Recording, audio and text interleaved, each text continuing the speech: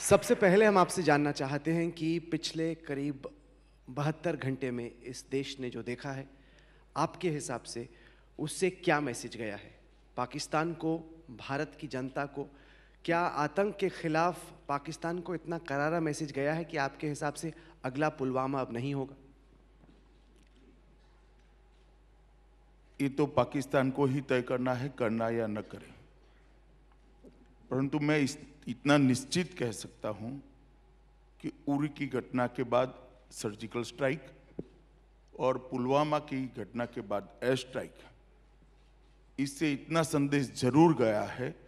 अब इस देश में 2004 से 2014 वाली सरकार नहीं है, 2014 से 2019 वाली नरेंद्र मोदी के नेतृत्व की भारतीय जनता पार्टी की सरकार।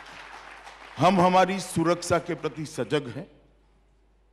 हम आतंकवाद के खिलाफ जीरो टॉलरेंस की पॉलिसी को अपनाए हुए हैं और उसको दृढ़ राजनीतिक इच्छा शक्ति के साथ जमीन पर उतारने का मादा भी रखते हैं। और कूटनीतिक क्षेत्र में भी हमारी इतनी अब पहचान दुनिया में हो चुकी है कि कौन क्या कर रहा है, इस स्पष्टता के साथ दुनिया को हम समझा सकें। पुलवामा की घटना के बाद, एयर स्ट्राइक के बाद आज पूरी दुनिया में पाकिस्तान अलग थलग पड़ा है। मैं मानता हूं ये भारत की बहुत बड़ी कूटनीतिक विजय है और किसी भी युद्ध कैदी को कम से कम समय में हमारे अभिनंदन को वापस लाने का अगर स्थिति हम पैदा कर सकते हैं तो मैं मानता हूं ये हमारी डिप्लोमेसी की विजय है। सर, किसी भी जंग में जीत तब होती है जब दुश्मन माने कि वो हारा। सर्जिकल स्ट्राइक के बाद पाकिस्तान ने कहा कि कुछ नुकसान नहीं हुआ। एयर स्ट्राइक के बाद भी पाकिस्तान कहता है कि जो लड़ाकू विमान थे, उनके जो बम थे, वो तो जंगल में गिर गए, कुछ नुकसान नहीं हुआ। वो सबूत मांगता है, कहता है कि ये तो जंगल में आके बम छोड़ के चले गए। क्या इससे पाकिस्तान बदलेगा? मुझे आश्चर्य है इंडिया टुडे क्यों विपक्ष की भाषा बोल रहा है। देश की जनता ने तय करना चाहिए देश की सेनाओं पर भरोसा है या नहीं। जो तथ्य रखे गए हैं देश के सेना के जवानों के माध्यम से रखे गए, एयरफोर्स के माध्यम से रखे गए, और इन्होंने जो तथ्य देश के सामने रखे हैं, मैं मानता हूं इस पर शंका करने का कोई कारण नहीं है। और जो लोग शंका खड़ी कर रहे हैं वो पाकिस्तान को खुश करने का काम करें, कम से कम आप न करें। सर, इमरान खान कहते हैं कि सबूत दीजिए, मैं बातचीत के लिए तैयार हूं। बीजेपी के अध्यक्ष के तौर पर ऐसे मौसम मैं इतना ही कहता हूं, सबूत की बात बाद में आती है। पुलवामा में जो होगा उसकी निंदा तो एक बार पाकिस्तान के प्रधानमंत्री करें। दो शब्द बोलने के लिए नहीं है आपके पास कि घटना गलत हुई है। कैसे भरोसा करें आप? क्या बात करें? आप बोलेंगे और हम सुनते जाएंगे, हम मनसा नहीं देखेंगे आपकी। आज तक पाकिस्तान के प्रधानमंत्री ने एक घटना की निंदा नहीं की। क्या अपेक्षा कर सकता है देश उनसे? हो सकता है स्थिति उनके कंट्रोल में नहीं है, इनकी मजबूरी हम भी जानते हैं, मगर कम से कम लिप सर्विस ही कर देते। इतने बधे हुए हैं आप।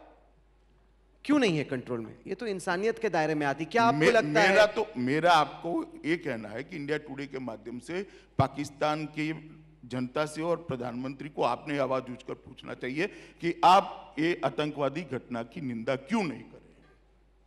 क्या भय है आपको? क्या मजबूरी है आपकी? या मनसा ही नहीं है? जो है वो स्पष्ट करें। क्या आप इमरान खान को पाकिस्तानी सेना की पुतली मानते हैं?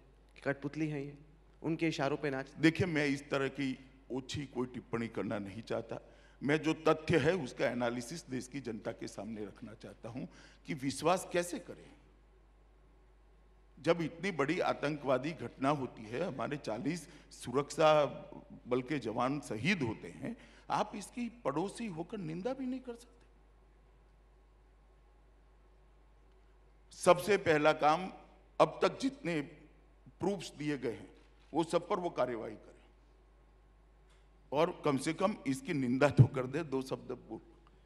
एक कॉन्फिडेंस बिल्डिंग मेजर क्या हो सकता है? क्या आपको लगता है कि अगर मौलाना मसूद अजहर को जेल भेजा जाता है, उसके खिलाफ कार्रवाई होती है, क्या भारत को लगेगा कि पाकिस्तान बदल रहा है, पाकिस्तान अपने बर्ताव को चेंज कर रहा है? देखिए, भारत को कब लगेगा वो बात का सवाल है। मगर उन्होंने शुरुआत करनी है तो वो कर ही सकते हैं। एक बहुत 30 साल का इतिहास है, पूरी दुनिया जानती है कि भारत जो आतंकवाद को झेल रहा है उसकी जड़ें कहाँ हैं।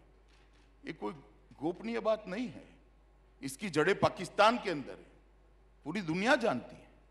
अब क्रेडिबिलिटी किस चीज से बनती है, किस लेवल पर बनती है, कितने प्रयास के बाद में होती है, वो तो बात की बात है। पहले शुरू तो करो भाई, कम से कम शुरू करो।